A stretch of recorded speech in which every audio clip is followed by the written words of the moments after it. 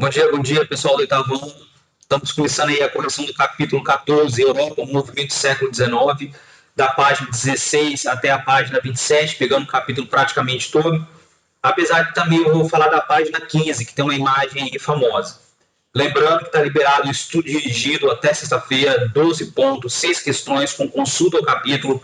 Tem que fazer para me entregar que o ano está acabando. E eu quero todo mundo de férias e eu também, ok?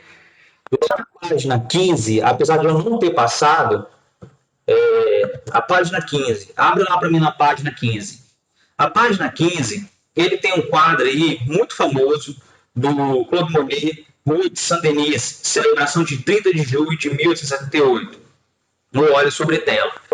Na verdade, apesar de não ter passado essa atividade, ela é interessante porque é iconografia, é uma análise de imagem. Durante o século XIX, a França passou por períodos bem conturbados. A obra do francês Claude Monet celebra o início da Exposição Universal de 1878, que acontecia em Paris. Essa obra nos remete à ideia ou conceito estudado no capítulo anterior, como as ideias que estudamos anteriormente influenciaram os rumos da história europeia na prática. Galera, se você for pegar essa imagem do Claude Monet, ela está falando sobre a Terceira República, que aconteceu em 1870 e dura até 1930. Ela está mostrando uma rua em Paris, festejando, o pessoal com as bandeiras, comemorando ali, gritando Viva la France, Viva la République, né? Que o quadro é isso, é sobre a República, né? Viva la France, Viva la République, representando a vitória da democracia sobre o Napoleão III.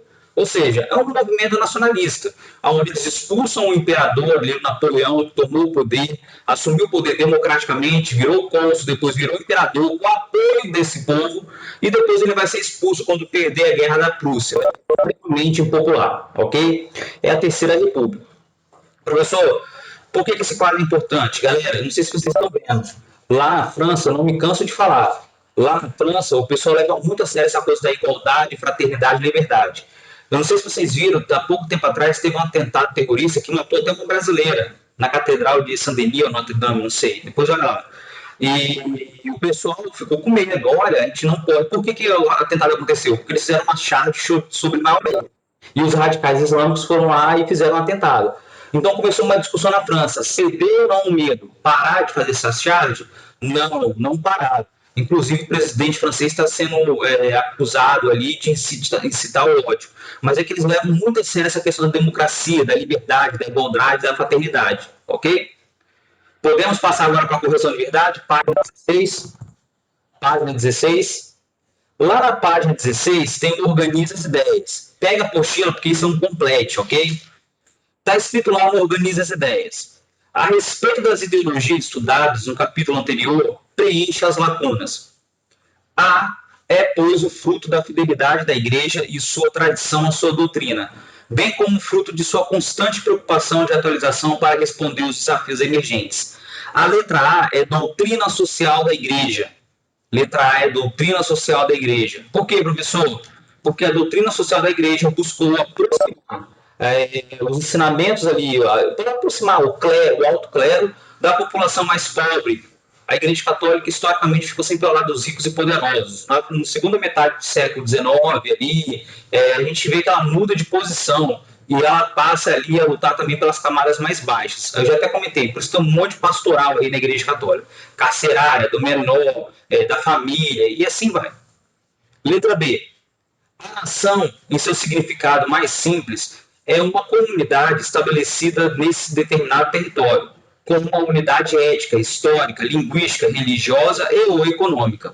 O Estado seria, nesse sentido, o setor administrativo de uma nação, ok? Isso aí é o nacionalismo.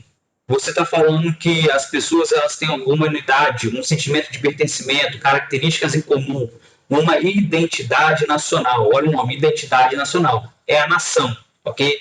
No Brasil é um pouco difícil encontrar isso devido à pluralidade regional, ok?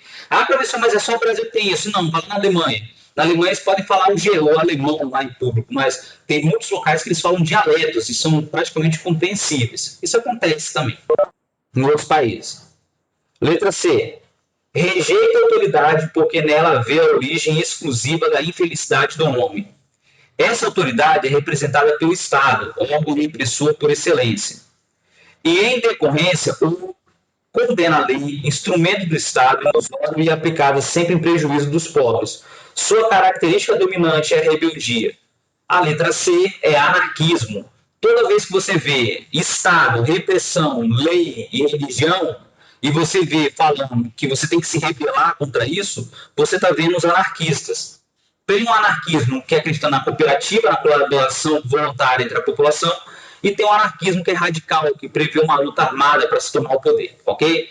O Estado, a lei, principalmente, oprime o povo, junto com a religião também. Tranquilo? Dúvidas? Podemos ir para a número 2? Acertaram aí? Alguém ficou com uma dúvida? Depois, 2. A respeito do operariado e da ideologia socialista, complete o esquema. Revolução Industrial, aí tem a setinha, provocou o surgimento do proletariado. Proletariado, termo marxista. Proletariado. Ao provocou o aumento do proletariado, o aumento da jornada de trabalho, do risco de acidentes e do desemprego, entre outras coisas. Diante dessa conjuntura, ocorreu o desenvolvimento do socialismo. Professor, então o que essa 2 está falando? O socialismo é aquela ideia que você pega a igualdade entre as pessoas, no fim da divisão de classes, a distribuição das riquezas. Para os socialistas, aonde está a desigualdade social é o conflito entre o burguês, aquele que explora, e aquele que é explorado, que é o trabalhador, chamado de proletário no marxismo. Tem o socialismo, que é teórico, que nós já vimos, que não prevê colocar em prática suas ideias, é uma ideia de Fallenstein, das cooperativas, e tem o marxismo científico, do Karl Marx e Friedrich Engels, que eles acreditam na revolução operária, em 2 fases, a ditadura do proletariado e depois vai passar para o comunismo. E aí nós eliminaríamos literalmente as desigualdades sociais, ok? Isso aí é do capítulo passado, não tem muita coisa, era só você pegar lá o capítulo e preencher, pegar até o caderno de literatura, ok? Podemos passar? Galera que está entrando atrasado.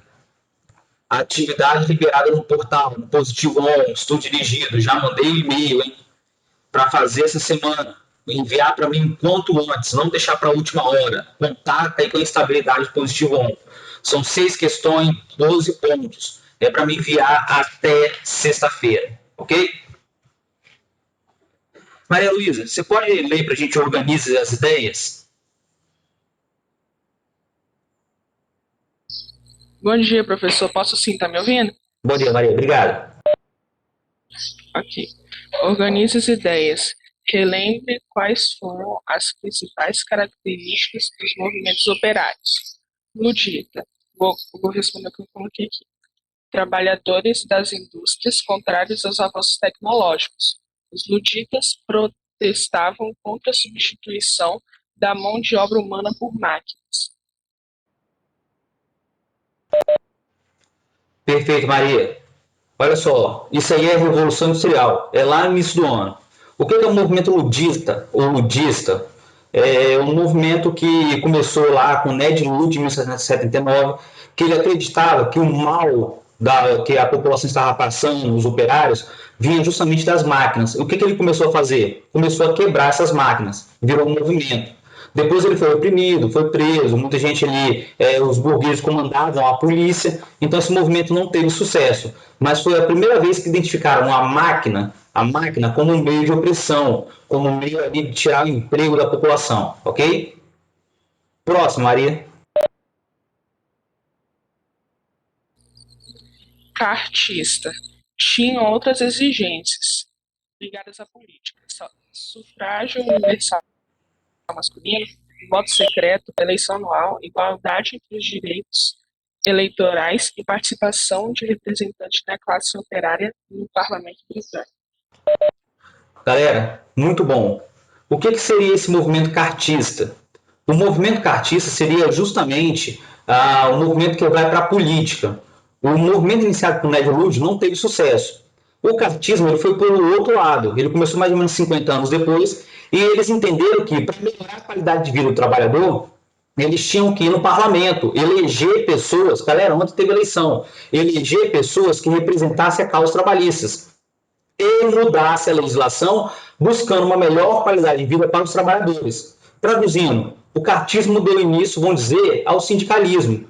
Você organizar os grupos de acordo com sua atividade, com o ramo de atividade que você trabalha, para que você conseguisse eleger representantes que fossem lá no parlamento, fizessem leis ou então medidas que favorecessem os trabalhadores. É uma luta que é política, não é uma luta armada, não é uma luta que se destrói a fábrica, não é uma luta que você incita a violência, ok? É o que acontece muito hoje. Tem uns partidos aí que são partidos que são ligados aos trabalhadores. Então você vai tentar eleger eles se sua classe está ali sendo mal representada. Ou não, né? Isso depende. Dúvidas? Galera, isso aí era da primeira, acho que a primeira postura que nós vimos da Revolução Industrial. Se não me engano, é o segundo ou terceiro capítulo. Eu dou um desconto para vocês aí, porque nós vimos lá no início do ano. E esse ano lá não está muito normal, né? Alguém ficou com alguma dúvida? Dá um ok para mim se eu já posso passar para a gente ir para a página 19, onde tem material de apoio. Podemos ir ou não? Galera, dá um ok, senão não sei, eu só vou passar. Já copiaram?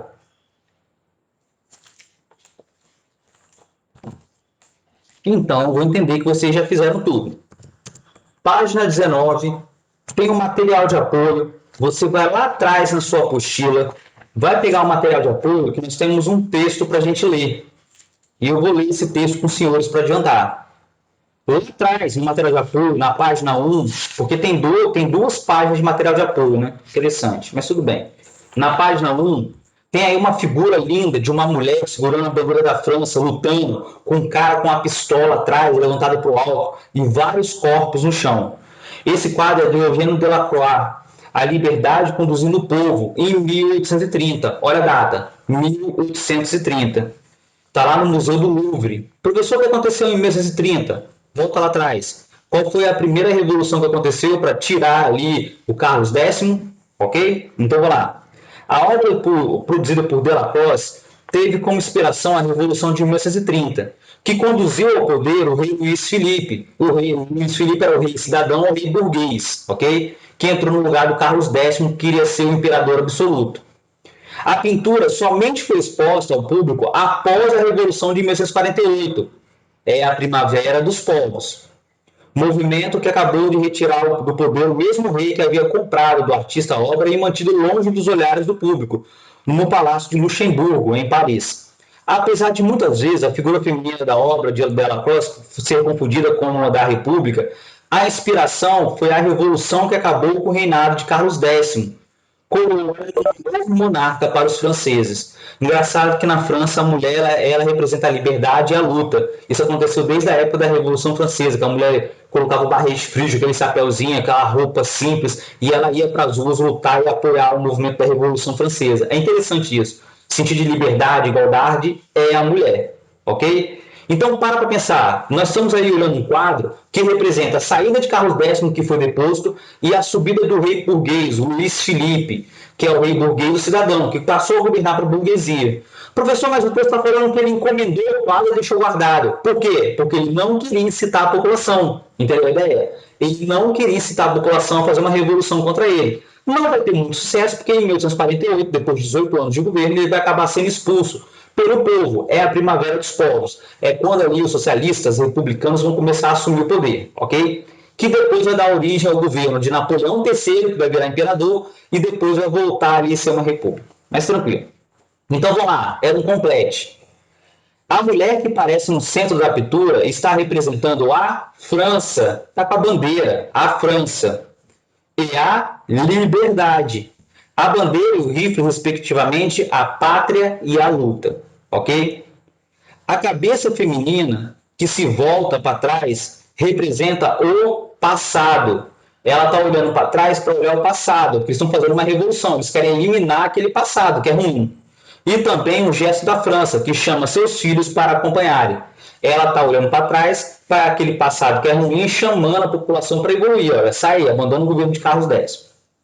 A casaca e a cartola identificam o homem integrante do movimento como um burguês. Burguês. Esse é o cara que está vestido melhorzinho, então não está chamando a burguesia para participar do movimento. Depois, pelas vestes, é possível identificar o revolucionário como integrante da... Quem votou pobre, aceito. Quem votou aí proletário, aceito. Mas é da classe trabalhadora. Pelas vestes, é possível identificar o revolucionário como integrante da classe trabalhadora. Pode ser, Julie, classe operária. Não tem problema. Se eu tivesse caído na prova uma questão dessa, ia aceitar do mesmo jeito. Quem colocou as classes mais baixas, operários, trabalhadores, os explorados, quem colocou aí o pessoal que é aí proletário, beleza, não está errado. Então a sequência ficou no material de apoio: França e Liberdade, passado, o terceiro, burguês e por último a classe trabalhadora. Dúvidas? A mulher na França tem uma figura muito forte, tá? Até hoje. Muito decisiva. Ela vai para os movimentos sociais até hoje. Para protestar, não pensa não. Ok? Depois, página 21 e página 22. Júlio, você pode ler o texto para a gente? Organiza as ideias. Lê lá para a gente, organiza as ideias e depois a gente lê o texto. Eu ia perguntar qual texto. Tá. Explique de que maneira o liberalismo e o socialismo influenciaram nos processos revolucionários franceses do século XIX, elencados a seguir. O primeiro ponto é a Revolução de 1830 e o segundo, a Revolução de 1848. Vamos lá. Professor, essa aí deu um trabalho para fazer. Quem fez, né?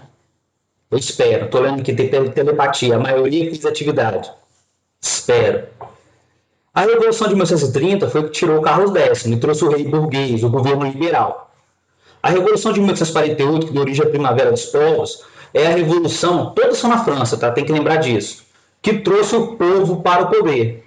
Então ele está perguntando como é que o liberalismo, o que é o liberalismo? Aquela ideia aonde o Estado não intervém na economia, tinha que lembrar disso, capítulo passado. Liberalismo, o Estado não intervém na economia, a lei da oferta e da procura rege o mercado, cada um tem que fazer aquilo que tem aptidão, vai melhorar a qualidade do produto, o burguês vai ficar cada vez mais, uma coisa ajuda a outra.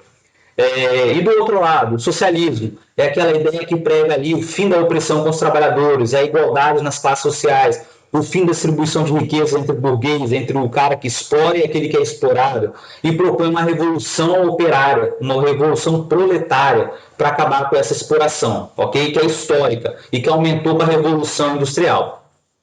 Professor, se eu conseguisse lembrar isso tudo? Com certeza. Então vamos lá. Revolução de 1930. O liberalismo se colocava contrário à restauração do poder absolutista do antigo regime, que era o Carlos X, como desejavam alguns conservadores na França, em 1930. Dessa forma, os adeptos do liberalismo, que impulsionaram a destituição do Carlos X, monarca de pretensões absolutistas, colocando em seu lugar Luís Felipe, o rei burguês ou o cidadão, que representava os interesses liberais. Então, para pensar. A primeira Revolução de 1930 foi justamente uma revolução para tirar um rei que queria ser absoluto. Quem era? Carlos X.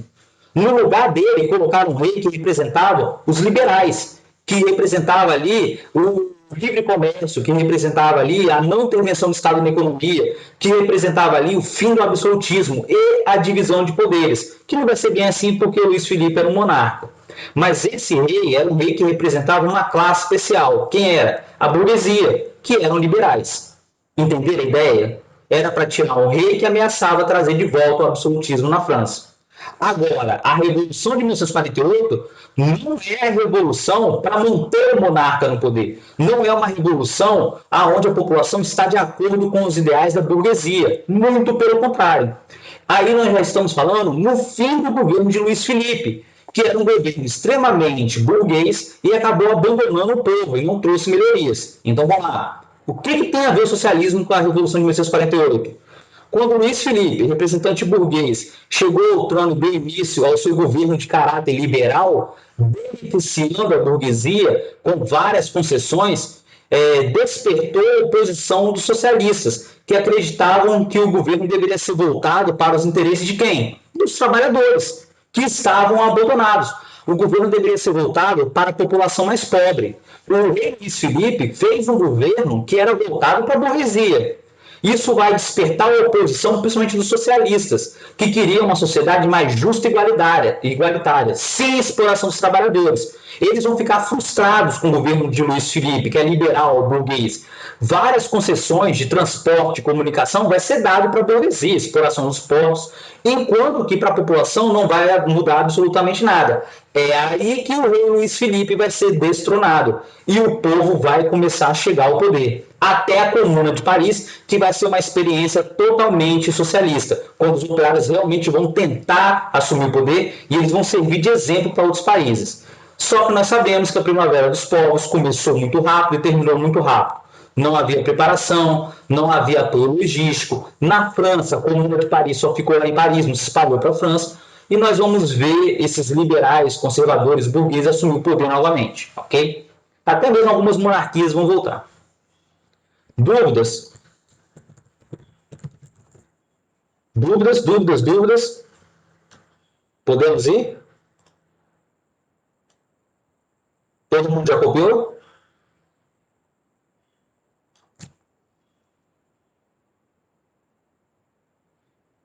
Sim, todas as páginas.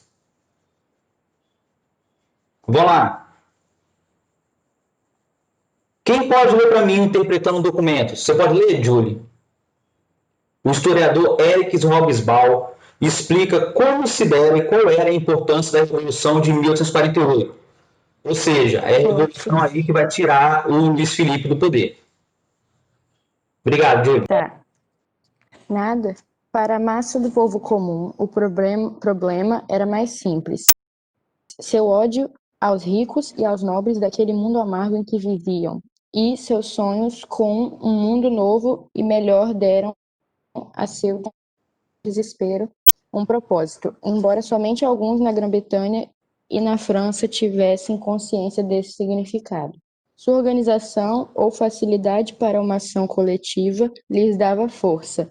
O grande despertar da Revolução Francesa lhes ensinara que os homens comuns não necessitavam sofrer injustiças e se calar. Anteriormente, as nações de nada sabiam, e o povo pensava que os reis eram deuses sobre a terra e que tinham o direito de dizer que qualquer coisa que fizessem estava bem feita. Através dessa atual mudança, é mais difícil governar o povo. Esse era o espectro do comunismo, que aterrorizava a Europa, o temor do proletariado. E com justiça, pois a revolução que eclodiu nos primeiros meses de 1848 não foi uma revolução social simplesmente no sentido de que envolveu e mobilizou todas as classes. Foi no sentido literal. O insurgimento dos trabalhadores pobres nas cidades, especialmente nas capitais da Europa Ocidental e Central. Foi unicamente a sua força que fez cair os antigos regimes, desde Palermo até as fronteiras da Rússia. Quando a poeira se assentou sobre suas ruínas, os trabalhadores, na França de fato trabalhadores socialistas, eram vistos de pé sobre elas, exigindo não só pão e emprego, mas também uma sociedade e um novo Estado. Eu pedi para marcar esse texto como importante, do Eric Hobsbawm. Esse Eric Hobsbawm é um historiador extremamente importante na história dos pesquisadores da nossa atividade, do nosso ramo de atividade. Por quê, professor? Vamos lá. Primavera dos Povos começou em 1848. Depois veio a Segunda República. Veio ali Napoleão III, assume o poder. Ele vira cônsul, depois ele faz o plebiscito e vira imperador. A população se cansa, ele leva a Inglaterra para a guerra de novo, luta contra a Prússia, perde ali o território da Alsácia-Lorena, tem que pagar uma indenização pesadíssima, vem a Comuna de Paris. A França está sempre em ebulição, sempre em ebulição. E você começa a ver a partir de agora que é um pensamento diferente, galera. Qual é o pensamento diferente? Que o rei não é um ser enviado por Deus. Isso começou a ser construído lá na Revolução Francesa. Lá atrás teve o despotismo esclarecido, aonde o rei tentava ali ficar no poder, adotando algumas medidas ali desses pensadores que nós vimos lá, dos iluministas. Depois a gente vai ver a Revolução Francesa, aonde o rei é tirado do poder. Antes disso, na Inglaterra, o rei reina no governo. O que Érica Hobsbawm está falando? Que, na verdade, agora, o povo está despertando. O povo não vê mais o imperador como um ser divino e temido que tem que ser obedecido por todos. Esse pensamento está antiquado. A partir de agora, o povo está se levantando. E esse é um grande medo. Qual é o grande medo? O proletariado se levantar contra essas elites. E, no caso, é até a burguesia. Professor, mas a burguesia ali apoiou no início também Rei Felipe para tirar o Carlos X, que era absoluto. Beleza. Só que ali o pessoal se uniu, mas depois tem aquelas diferenças. O liberalismo queria ali o aumento do comércio, o capitalismo, o não intervenção do Estado na economia, mesmo que prejudicasse a população.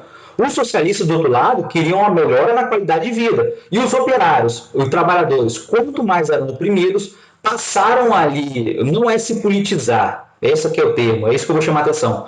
Eles passaram a participar desses movimentos, muitas vezes voluntários. Professor, todo mundo que participava ali era gente que era politizado? Não, não era. Tinha intelectuais que estavam no movimento, tinha ali socialistas, o pessoal de esquerda, mas a verdade é que a maioria da população que teve nesses movimentos de caráter popular, tipo a Comuna de Paris, é porque estavam lutando por uma melhor qualidade de vida. Muitos ali estavam lutando contra a pobreza, a miséria, a situação de abandono que eles estavam. Eles não tinham ali uma ideia clara de política, de organização. É um dos fatores que levou a Primavera dos Povos, esses movimentos, a ser tão rápido. Eles não tinham uma preparação, não tinham uma direção, não tinham um planejamento realmente ali para continuar no poder. O que facilitou a reação dos liberais, dos burgueses, que tomaram o poder facilmente. Então, quer dizer, do mesmo jeito que começou esses movimentos populares e marcou a história em toda a Europa, eles terminaram. É isso que o Hobsbawm está falando no texto. Mas uma coisa é certa, esse antigo regime ele não vai voltar mais, não como nós conhecemos. E isso vai se espalhar por toda a Europa. Ou o nacionalismo, ou as ideias socialistas, galera, chega para a gente até os dias de hoje. Vocês não estão vendo aí o embate no Brasil de direita e esquerda? Esse pensamento influencia até hoje. Hoje se chama o liberalismo, se chama neoliberalismo. No ano que vem a gente vai ver o que é. Vocês vão ver também com o tio Enzo. Mas essas ideias, anarquismo, socialismo, principalmente, que é a esquerda, né? Liberalismo, estão presentes até os dias de hoje na nossa sociedade. Elas não foram embora. Inclusive aqui no Brasil está polarizado, né? O pessoal que é neoliberal e o pessoal que é de esquerda. É uma pena, porque quem sai perdendo é o país. Mas esses movimentos serviram para mostrar o quê? Olha, o povo não está passivo. O povo está aqui, ele pode se levantar a qualquer momento. Tudo bem, não tiveram sucesso. Mas o povo agora não aceita mais um governo absoluto. Essa que é a verdade. Então, lá na página 22, tem uma sucessão de questões. Prepara a mãozinha, hein? São 6.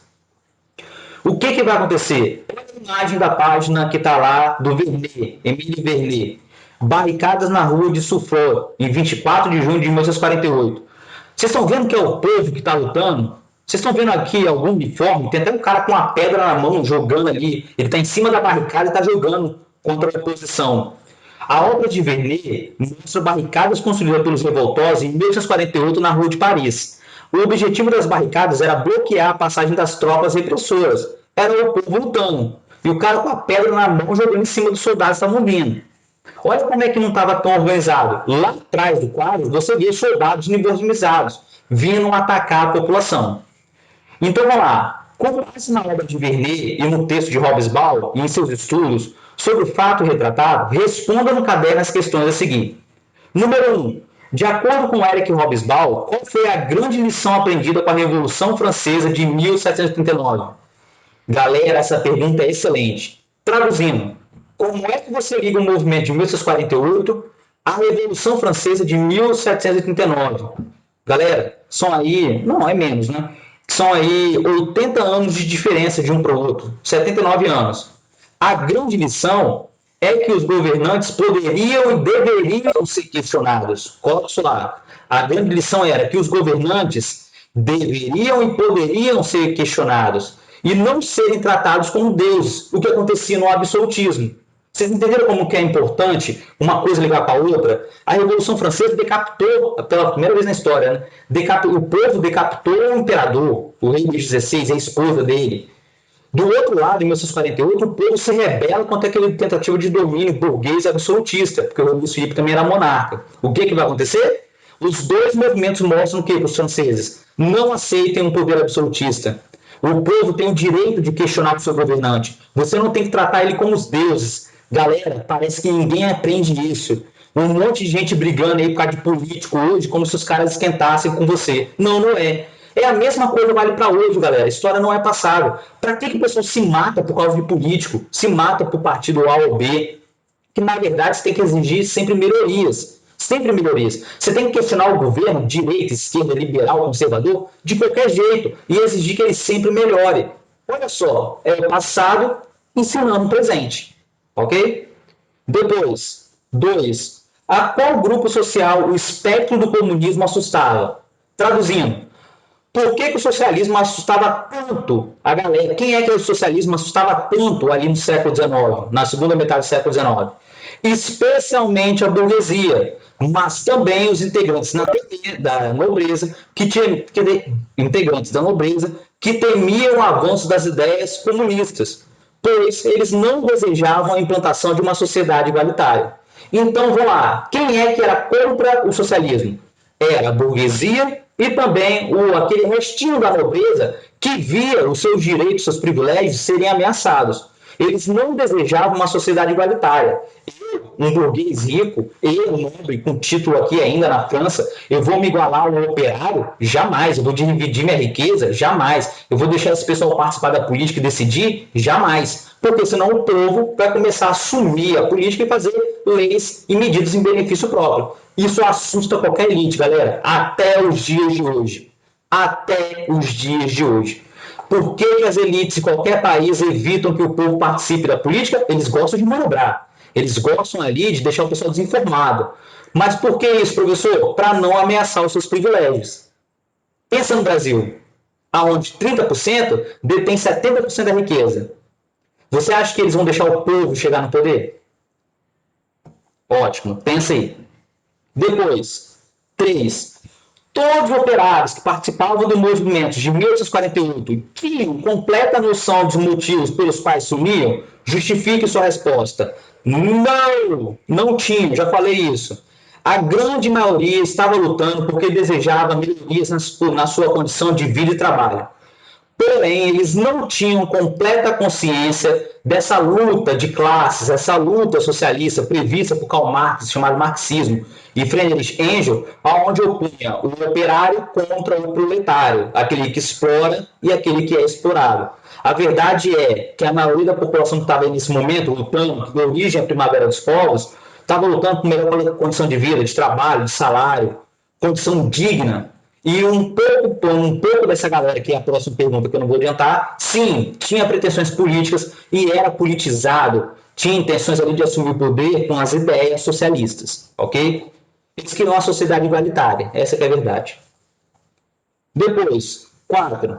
Qual é o acontecimento retratado na pintura de Émile Jean Horace Vernet? Deixa eu abrir a 4 aqui logo.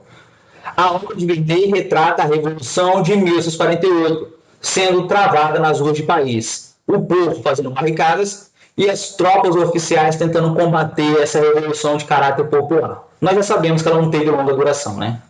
Ok? Depois, 5. Com base no texto de Robespierre, quem são as pessoas em combate com os militares franceses protegidos pelas trincheiras? Quem é a galera que está lutando contra os soldados nas trincheiras em Paris? Trabalhadores pobres, em sua maioria, e também estudantes e intelectuais. Esses sim tinham educação política e defendiam o socialismo, ok? Trabalhador pobre nem sabe, muitas vezes sabia o que era o socialismo, mas estava lutando lá porque prometia igualdade, melhor qualidade de vida. Era isso que os trabalhadores iam. Então vamos lá, quem era? Eram os trabalhadores, que era a maioria, e também estudantes intelectuais que defendiam a ideologia socialista.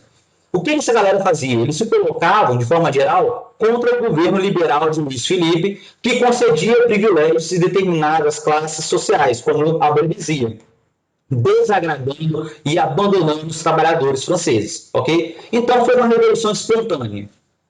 É isso que o texto está falando. Foi uma revolução espontânea, mas ali com as ideias socialistas. A maioria sabia o que era o socialismo? Não, não sabia. Estou lutando pela melhor qualidade de vida, contra a opressão, contra o governo de Luiz Felipe, que abandonou a gente. Ok? 6. Quais foram as consequências da Revolução de 1848 na França e em outras partes da Europa? Galera, nós já falamos sobre isso. Os protestos populares promovidos na França durante a Revolução de 1848, que tirou a dinastia dos Bourbons ali, acabou com Luís Filipe, acabou literalmente com essa dinastia que vinha até antes da Revolução Francesa, determinou ali o início de um processo que vai levar à coroação de Napoleão III. Por quê? Vai vir a Segunda República, vão fazer um governo dividido em 3 poderes, nós já vimos isso, onde um presidente tem que ser eleito por um mandato de 4 anos. Quem vai ser eleito primeiro presidente? Napoleão, sobrinho de Napoleão Bonaparte, que vai dar o nome de Napoleão III, ok?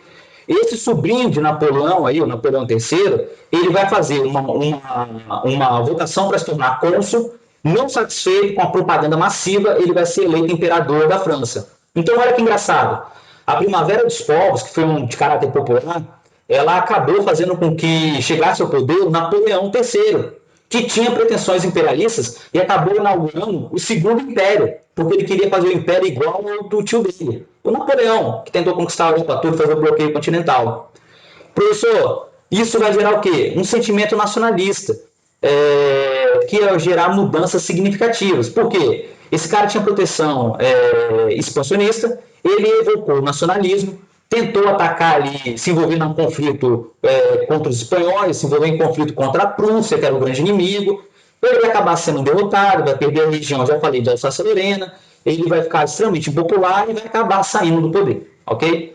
Então, vamos lá, número 6. Os protestos populares promovidos na França durante a Revolução de 1848 destituíram a dinastia dos Bourbons, acabou a monarquia lá igual tradicional que a gente conhecia. Dando início a um processo que terminou com a coroação do sobrinho de Napoleão, Luís Bonaparte, que vai virar o Napoleão III, como imperador da França. Nos demais países da Europa, as manifestações pouco mudaram, no entanto, representaram a instalação de alguns princípios como o nacionalismo, que gerariam mudanças significativas. Professor, para que serviu a Primavera dos Povos? Na França, para trazer o imperador de volta. E nos outros países? Serviu sim para levantar a população, mas acabou muito cedo esses movimentos e vai gerar um movimento nacionalista, não só na França como em outros países. A Primavera dos Povos foi muito rápida. Nenhum movimento popular conseguiu chegar ao poder e manter o poder, ok? Mas vai despertar um sentimento nacionalista. Tipo, na Itália, os italianos vão começar a unificação. Na Alemanha, a Germânia vai começar a unificação. Dentro da França, o nacionalismo que vai buscar o expansionismo de novo, liderado por Napoleão III, ok? A Primavera dos Povos não teve sucesso em si. Essa que é a verdade. Dúvidas? Dúvidas? São 6 perguntinhas capciosas aí, não são difíceis, mas você tinha que pensar para responder. Principalmente a 5 e a 6. Dúvidas? Já copiaram? Posso passar? Tem que dar o feedback, galera, porque se eu passar aí daqui a pouco eu recebo aqui, professor, volta o slide anterior. Podemos ir? Página 25. Vamos lá. Maria Luísa, você pode ler para a gente, fazendo um favor? Organiza as ideias.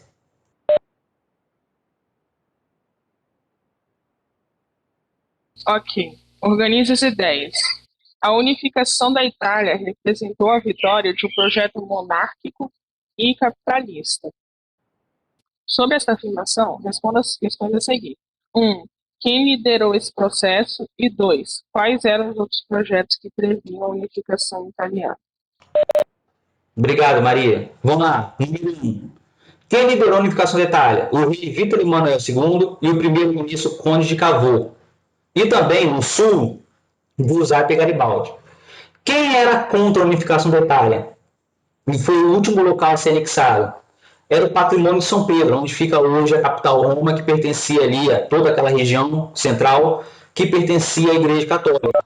Isso vai dar um problema, porque a Igreja Católica sempre vai reivindicar aquele território. Só vai ser resolvido quando Benito Mussolini, antes da Segunda Guerra Mundial, conceder o Vaticano, que é o menor país do mundo, que é um bairro, o Vaticano, conceder a Igreja Católica oficialmente, ok? Olha só como uma coisa dá origem a outra, né? Depois, a número 2. Como é o projeto italiano? Havia o projeto de Giuseppe Mazzini, que previa a unificação dos povos na Península Itálica com a iniciativa da população, sobre um regime republicano, que se chamava Jovem Itália. E havia também o segundo, que era o projeto dos defensores, o estabelecimento de um governo comandado pelo Papa, que era um projeto mais moderado, ok? O projeto vencedor, na verdade, foi o projeto Vítor Emanuel, que vai se unificar, que vai ter o Giuseppe Garibaldi unificando as duas Sicílias, o Vítor Emanuel Conde Cavour unificando o norte, separando da Áustria, que era o protetorado, e no centro a Igreja Católica depois vai ser ali, ficar isolada, vai ser invadida, vai ser conquistada e vão declarar Roma a capital da Itália. Ok? É recente a unificação italiana e alemã, recente. Tranquilo? Essa aí era facinho. Página 27. Na página 27, era para a gente ler a primeira e marcar falso e verdadeiro. Ok? Pode-se afirmar que o Congresso de Viena, realizado pelo governo de Napoleão Bonaparte entre 1814 e 15, está diretamente relacionado às revoluções de 1830 e à Primavera dos Povos, além dos processos de unificação da Itália e do Império Alemão. Pode colocar aí número 1, verdadeiro. B. A ascensão de Carlos X ao trono da França representou a vitória do projeto socialista no país? Carlos X era absolutista. Falso, não caiam nessa pegadinha. Ele assumiu depois do irmão dele morrer e não deixou um sucessor. Letra C. As oficinas nacionais, criadas pelo governo provisório da Segunda República, na França, tinham por objetivo apenas reduzir o número de postos de emprego. Não, não era isso. Reduzir o número de postos de emprego, não. Era aumentar o número de postos de emprego de acordo com a filosofia socialista, uma cooperativa. Não deu certo, porque ela aumentou os impostos sobre a população e isso vai gerar insatisfação. Ok? Letra D. As revoluções tiveram início na França em 1848, logo se espalharam por vários outros países da Europa, tendo a adesão dos trabalhadores. Isso acabou afastando os liberais moderados desses movimentos. Verdadeiro. Era a Primavera dos Povos, era a Revolução Popular, não tinha lá muita organização. Os liberais, que eram ali capitalistas, que eram os burgueses, se afastaram. Lógico, né? Eles não queriam um governo igual. Letra E. Pode-se afirmar que as pretensões imperialistas de Napoleão III foram barradas pelo processo de unificação do Império Alemão. Verdadeiro. A Prússia vai derrotar Napoleão III, vai tomar Alsácia-Lorena, vai exigir uma pesada indenização e vai acabar com a deposição dele. Ok? Número 2. A respeito da unificação da Alemanha, responda as questões. Como se deu o início do processo de unificação do Império Alemão? Tem que lembrar do Zollverein. Começou por meio do estabelecimento do Zollverein. O que é isso? A União Alfandegária liderada pela Prússia, a qual derrubou as barreiras aduaneiras entre os Estados germânicos. O pessoal poderia comercializar livremente. É tipo a União Europeia e a Mercosul. Cada um pode atravessar o território sem exigir um passaporte ou então uma autorização especial. Era uma maneira de unificar os povos germânicos. Primeiro, pelo comércio. Primeiro ali pela atividade que movia a região. B. Por qual motivo esse processo não teve continuidade? Porque a Áustria venceu a primeira batalha contra a Prússia. Só isso. Quando a Prússia fez o primeiro combate para unificar a região, a Áustria venceu, que era uma potência regional. Ok? A Áustria era a contrária. Letra C. De que modo esse processo foi concluído? Em 1862, Otto von Bismarck, defensor da unificação do Estado germânico sob a liderança da Prússia, foi nomeado primeiro-ministro, dando início a uma nova campanha unificatória, na qual combateu dinamarqueses, austríacos e os franceses, que foi determinante essa vitória, e concluiu o processo em 1871, criando ali o Império Germânico, a Alemanha, ok? Que era um país maior, hoje também não. Dúvidas? Dúvidas? Cristiano, lê a 3 então para a gente rapidinho, para te dar as respostas. Alô, tá ouvindo? Tá ouvindo, professor? Alô? Estou ouvindo, pode ler. A nova onda se propagou rapidamente por toda a Europa. Uma semana depois da queda de Luís Filipe I, o movimento revolucionário tomou conta de uma parte da Alemanha e, em menos de um mês, já estava na Hungria, passando pela Itália e pela Áustria. Em poucas semanas, os governos dessa vasta região foram derrubados e supostamente se inaugurava uma nova etapa da história europeia, a Primavera dos Povos. Aí o texto faz referência Aí eu marquei a letra B, a Revolução de 1848. Excelente, Cristiano. Letra B, Revolução de 1848. Lê a 4 pra gente, questão de vestibular. Maneira. Tá bom. A unificação alemã foi articulada pelo reino da... Aí eu marquei a letra D, Prússia, devido ao seu poderio militar e força econômica dentro da Confederação Germânica, apoiado em uma aliança entre a aristocracia e a alta burguesia. Perfeito. 4, letra D. Nós acabamos de responder que é a Prússia que liderou o movimento, ok? Então ficou 3, ficou a letra B, e a 4 ficou a letra D. Galera, terminamos a correção aí do capítulo 14. Aproveita que está fresca a matéria hoje, vai lá e faz o estudo review. Eu tirei da apostila, consulta a apostila, não tem nada de absurdo. Faz e me responde o quanto antes, está valendo 12 pontos. Na outra semana vai ter outra variação. E depois, balbal, acabou o ano. Acabou. Quem fez, fez. Quem não fez, já era. A gente vai se encontrar lá na recuperação, ok? Galera, não deixe de fazer atividade. Na quarta-feira, eu vou mandar o link, capítulo novo, é o capítulo 15, é a continuação do que está acontecendo aí na Europa. Nós vamos continuar com esse capítulo, falando um pouco também da Europa. E depois a gente vai fazer a atividade, vamos ver se vai dar tempo de fazer tudo, ok? Dúvidas, galera? Dúvidas? Não? Tchau, tchau. Até a quarta, então, hein? Eu vou mandar o link para os senhores. Tchau, tchau, pessoal.